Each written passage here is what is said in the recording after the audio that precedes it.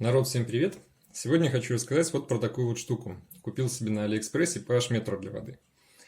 Значит, эту мы вещь готовим на следующий сезон. Как говорится, готовь сани летом. В нашем случае все наоборот. Зимой затариваемся всякими штучками на лето. И будем им уже в дальнейшем измерять pH-уровень в нашем бассейне.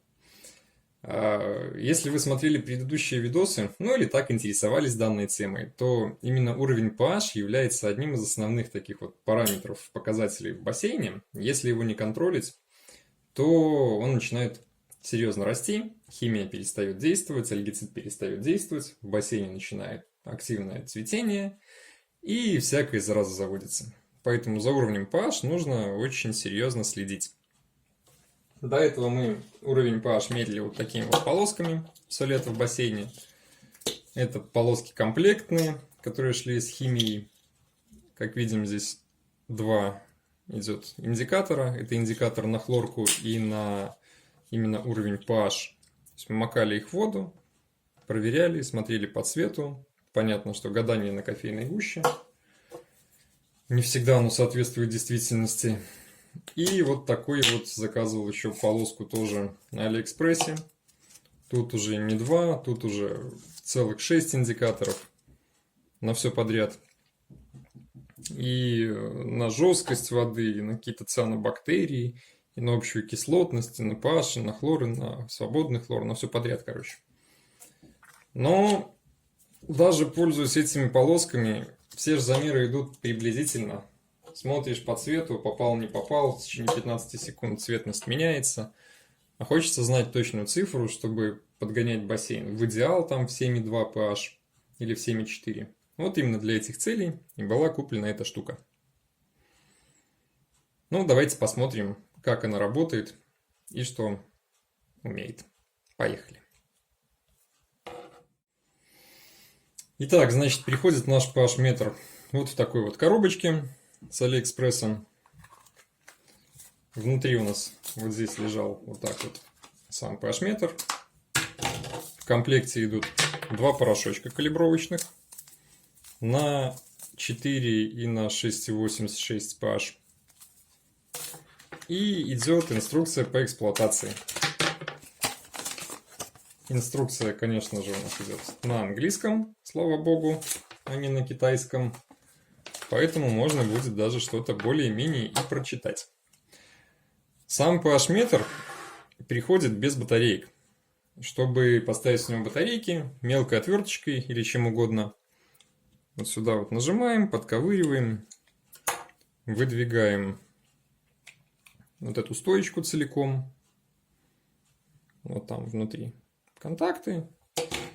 И вот у него такое вот посадочное место под две батареечки. Я их уже туда купил и сам поставил. Вот сюда. Берется две таблетки. Это у нас АГ-13 батареечки. АГ-13. Вот. Чтобы их правильно разместить и не спалить его сразу, обратите внимание, что на этой крышечке с обратной стороны здесь указано, не знаю, видно, не видно на камеру, минус и плюс. Соответственно, вставляем таблетки так, как указано. Сюда минусом, сюда плюсом. И все, вдвигаем эту штуковину вовнутрь, и он сразу же включается. Ну, кнопка On-Off работает. Включаем, выключаем. Так, сейчас попробуем его. Вот, побежали цифры, надо подождать, пока пойдет нолик. И попробуем окунуть его в воду. Посмотрим, что у нас покажет обычная вода из-под крана. Берем обычную воду из-под крана. Берем наш pH-метр. Окунаем его сюда. И что он нам сейчас покажет? Значения побежали, меняются.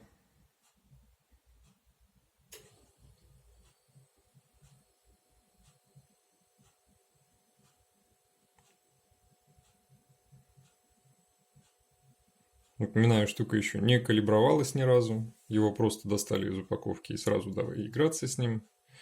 Наверное, чтобы он что-то более-менее адекватное покажет, его надо откалибровать. Поэтому сделаем отдельное видео по калибровочке.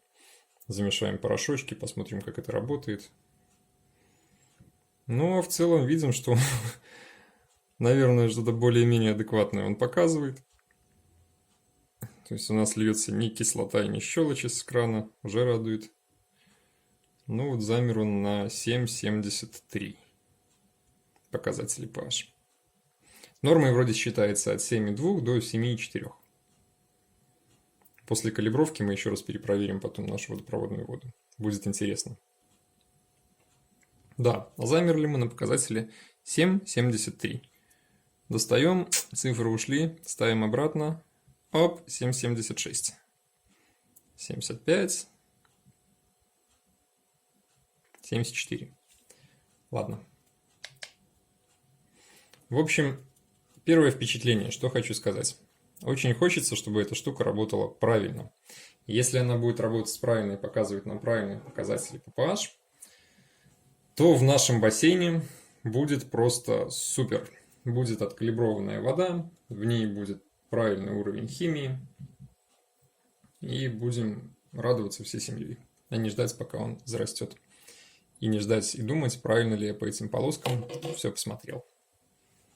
Потому что, как ни крути, эти полоски, может, и показывают что-то правильное. Но даже если взять банку и посмотреть по легенде, блин, ну между 7,2 и 8 практически нет разницы в цвете, а это уже, простите меня, шаг в целую единицу. Химия перестает работать, написано на самой химии, после 7,6 pH. То есть при больше 7,6 она уже бесполезна. И, кстати, некоторые производители указывают, что когда меньше 7 pH, это тоже как для химии не совсем хорошо. Тем более для кислородной. Хлорка еще как-то более-менее должна справляться, но для кислородной химии, а мы используем именно ее, pH должен быть именно вот в золотой середине. 7,2, 7,6. Ну что, на этом все. В следующем видео я покажу, как калибровать эту штуку. Кому понравилось, ставим лайки, подписываемся на канал. Всем пока!